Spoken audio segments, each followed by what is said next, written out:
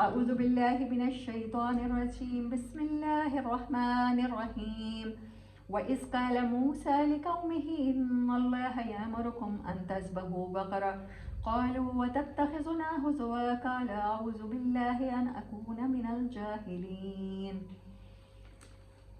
یہ سٹوری ہے اس وقت کی، اور ایک دفعہ کا ذکر ہے کہ جب موسیٰ علیہ السلام نے اپنی قوم سے کہا کہ اللہ تعالیٰ تمہیں حکم دیتا ہے ان تذبحوا بقرہ، کہ تم گائے ذبح کرو۔ قالوا اتتخذنا ہزوا، کہنے لگے کہ کیا تم ہمارے مذاق اڑاتے ہو، ہمارے ساتھ ممکری کرتے ہو، کوئی موکری کرتے ہو۔ قال اعوذ باللہ ان اکون من الجاہلین، حضرت موسیٰ علیہ السلام نے فرمایا میں اللہ کی پناہ مانگتا ہوں کہ میں جاہلوں میں سے ہو جاؤں۔ موسیٰ علیہ السلام کی قوم کا کیا پرابلم تھا؟ جادو۔ معجزے تو انہوں نے بعد میں حضرت موسیٰ علیہ السلام کی صورت میں دیکھی، بٹ جو جادو کا فن تھا ان کے دور میں وہ سب سے زیادہ عروج پہ تھا۔ اسی لیے موسیٰ علیہ السلام کو جو معجزے عطا کیے گئے وہ جادو سے برتے تھے، اور جادو کا اسپیل توڑنے کے لیے تھے، عصا اور آپ کا ید بیضا۔ تو موسیٰ علیہ السلام کی قوم جب فرعون سے بچا کے آپ لے آئے ان کو، بنی اسرائیل کو، تو لیکن وہ جادو کی محبت اپنے دل سے نہیں نکال سکے۔ سامری نے جو موسیٰ علیہ السلام کی کو لے کر چلی تھی، یا فرعون کو غرق کروانے کے لیے، وہ ایک گھوڑا تھا اور اس کی مٹی تھی، جو فرشتہ اس نے دیکھا تو اس نے وہ مٹی اٹھا لی اور اس نے آ کے ایک بچڑا بنایا گائے کی شکل کا۔ فرعون کے دور میں یہ لوگ گائے کو ہی پوجتے ہوں گے نا، تو پھر وہ بچڑا اس نے بنا دیا اور یہ اس کو پوجنے لگ گئے۔ گائے کی محبت تھی ان کے دلوں میں بڑی۔ اب ایک ان کے دور میں ایک غریب بچہ تھا، ایک بندہ بہت نیک بندہ تھا، اس کا بچہ چھوٹا سا تھا۔ جب اس کی ڈیتھ ہونے لگی تو اس کے پاس کل اثاثہ ایک گائے تھی، وہ گائے کا بچہ تھا چھوٹا سا۔ تو اس نے وہ گائے جنگل میں چھوڑی اور اللہ کے حوالے کرتے ہوئے کہا کہ یہ گائے کا بچہ جب میرا بیٹا بڑا ہو جائے تو پھر اس کو مل جائے۔ تو اس نے یہ کہہ کے چھوڑ دی، اور جب وہ بچہ بڑا ہوا اس کے پاس گائے آئی، تو گائے کیا کر سکتی ہے؟ دودھ دے سکتی ہے اور گھاس کھائے گی۔ گھاس وہ جنگلوں میں بچہ چر پھر کے اسے کھلا دیتا ہوگا، اور پھر وہ دودھ دیتی تھی، اور دودھ سے پیٹ تو بھر جاتا ہے لیکن کچھ اور بھی تو دودھ کے ساتھ چاہیے ہوتا ہے، روٹی، اناج اور چیزیں۔ تو وہ اس کی کل میراث صرف ایک گائے تھی۔ اب ایسا ہوا کہ بنی اسرائیل میں ایک قتل ہو گیا۔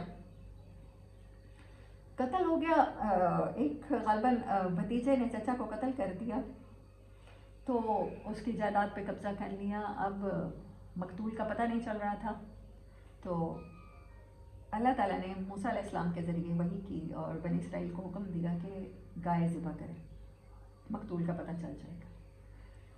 انہوں نے کہا کہ کون سی گائے ہو، کس کلر کی ہو، یہ ساری باتیں اس سٹوری میں بتائی گئی ہیں۔ تو اللہ تعالیٰ نے فائنلی انہیں اس گائے تک پہنچایا، وہ جو اس غریب بچے کی، یتیم بچے کی ملکیت تھی، اور جس کی کل میراث وہ صرف ایک گائے تھی۔ انہوں نے اس گائے کو ذبح کرنے کے لیے سونے کے مول یا ہیرے جواہرات کے مول، جو اس ٹائم کی سب سے قیمتی کرنسی ہوگی، سمجھے بلینز اور ٹریلینز میں، اس کو خریدا۔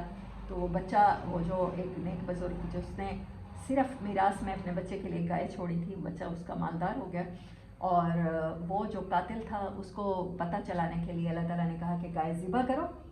اب صرف گائے ذبح نہیں کروائی، ان کی محبت ذبح کروائی، ان کا معبود ذبح کروایا ان سے، ان کی ایروگنس ذبح کروائی ان سے، کروا کے کہا کہ پھر وہ اس کا ایک ٹکڑا، ایک پارٹ، اللہ تعالیٰ نے جو بھی کہا ہوگا، گائیڈ کیا ہوگا کہ وہ اس کو مقتول کو لگاؤ۔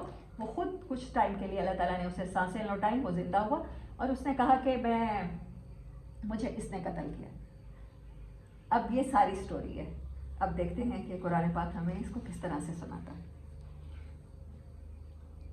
حضرت موسیٰ علیہ السلام نے جب پہلی دفعہ کہا کہ تم گائے ذبح کرو، دیکھیں کنیکشن ڈھونڈتے جائیں اس سٹوری میں اور جو میں نے پہلے سنائی ہے۔ وہاں پر اللہ تعالیٰ نے کیا کہا فرشتوں سے؟ انسان کو سجدہ کرو۔ سب نے کیا، شیطان نے انکار کر دیا۔ انسان نے کیا کیا؟ قالوا اتتخذنا ہزوا، जिस चीज़ को अपनी एरोगेंट को सरेंडर करने को दिल नहीं चाह रहा, क्या आप हमारा मजाक बना रहे हैं, हमसे मौकरी कर रहे हैं, हमारी छेड़ बना रहे हैं कि गाय को ज़िबा कर दें। गाय तो हमारी माँ समान है, गौ माता है। क़ालू उदउ लना रब्बका युबय्यिन लना मा हिया। फिर दूसरा क्वेश्चन कर रहे हैं, अपने रब से पूछिए कि वो कैसी हो। क़ाल इन्नहु यक़ूलु इन्नहा बकरतुन ला फ़ारिज़ुन वला बिक्र। हज़रत मूसा अलैहिस्सलाम ने कहा कि अल्लाह ताला फरमाता है कि वो ऐसी गाय है, ना बहुत बूढ़ी हो, ना बिल्कुल जवान हो, बिल्कुल दरमियानी एज की हो, ना बच्ची हो ना बूढ़ी हो, क्वाइट यंग, बिल्कुल यंग गाय हो। अवानुम बैन ज़ालिक फ़फ़अलू मा तुअमरून। बस और क्वेश्चन मत करो, जो कहा जा रहा है वो करो, सजदा करो।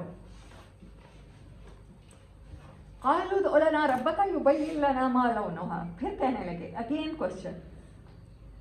जब आप कुछ नहीं करना चाहते होते ना, सबमिट नहीं करना चाहते होते, देन आप आर्ग्यू करते हैं। बनी इसराइल ये कर रहे थे। फिर अपने रब से पूछो कि उसका कलर कैसा हो। लौन रंग को कहते हैं। काला इन्नहु यक़ूलु इन्नहा बकरतुन ला सफ़राउन फ़ाक़िउन लौनुहा तसुर्रुन नाज़िरीन। हज़रत मूसा ने कहा कि अल्लाह ताला फरमाता है कि वो ऐसी गाय हो जिसका कलर बिल्कुल सरसों के फूलों की तरह जर्द हो, उसका रंग आंखों को बहुत अच्छा लगे, चुभे नहीं, ना चुभने वाला येलो हो, गोल्डन हो, ना बहुत ज़्यादा डल हो, डल गोल्डन में चली जाए, बहुत प्लेजेंट गोल्डन कलर हो उसका। क़ालू उदउ लना रब्बका युबय्यिन लना मा हिया इन्नल बकरा तशाबह अलैना। अब कहने लगे, जैसे ही उन्होंने तलाश शुरू की ऐसी गाय की, अल्लाह ताला ने ये भी कहा कि वो खेत में ना जोती जाती हो, उससे कोई मुशक्क़त ना ली गई हो। मैंने आपको स्टोरी में बताया ना शुरू में कि वो उसके बाप ने, उस बच्चे के बाप ने उस लड़के के जंगल में छोड़ दिया था उसे। ना उस खेतों में बैल बना के ना उससे हल जोते जाते थे, ना उसका दूध पिया जाता था, कोई काम नहीं लिया जाता था। उसको प्रिविलेज मिला हुआ था, ऐसी गाय थी। अब उनको मिल नहीं रही थी ऐसी गाय, तो उन्होंने अगेन कहा कि हमें तो बहुत, हम मुश्किल में पड़ गए हैं, समझ नहीं आ रहा किस तरह की गाय हो। व इन्ना इंशाअल्लाहु लमुहतदून। और अल्लाह ने चाहा तो हम ज़रूर कामयाब हो जाएंगे। हमारी नीयत में खोट नहीं है, वो साथ खुद को जस्टिफाई भी कर रहे हैं, हम ज़रूर कर देंगे ज़िबा। क़ाला इन्नहु यक़ूलु इन्नहा बकरतुन ला ज़ुलूलुन तुसीरुल अर्ज़ वला तस्किल हर्स। मूसा अलैहिस्सलाम ने जवाब दिया, अल्लाह तबारक व तआला फरमाते हैं कि वो ऐसी गाय है कि जिससे खिदमत नहीं ली जाती, ना ज़मीन जोतती है, ना पानी खींचती है, सही सालिम मुसल्लमतुन ला शियअत फ़ीहा। इतनी बेदाग है कि उस पर कोई दाग नहीं है, वन कलर में है। क़ालुल आना जिअता बिल हक़। कहने लगे कि हाँ, अब तुमने ठीक बताया है, हमें पहले से ही पता नहीं चल रहा था। फ़ज़बहूहा वमा कादू यफ़अलून। उन्होंने उसे ज़िबा कर दिया आखिरकार, लेकिन वो उसे करने वाले नहीं थे, लगता नहीं था कि वो करेंगे। वह इस कतल तुम नफ्सन फ़द्दारातुम फ़ीहा। और तुम्हें वो याद है वो वाक़या जब तुमने एक शख्स की जान ली थी, फिर इसके बारे में झगड़ने और एक दूसरे पर कत्ल का इल्ज़ाम देने लगे थे, थोपने लगे थे, और अल्लाह ने फ़ैसला कर लिया था कि जो कुछ तुम छुपाते हो इसे खोल कर रख देगा।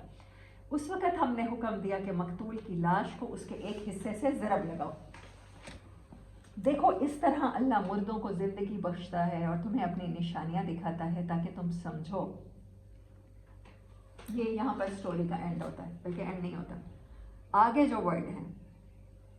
मगर ऐसी निशानियाँ देखने के बाद भी आखिरकार तुम्हारे दिल सख्त हो गए, पत्थरों की तरह सख्त, बल्कि सख्ती में कुछ इनसे भी बड़े हुए, क्योंकि पत्थरों में से तो कोई ऐसा भी होता है जिसमें से चश्मे फूट बहते हैं, कोई फटता है और उसमें से पानी निकल आता है, और कोई खुदा के खौफ से लड़खड़ा कर गिर भी पड़ता है।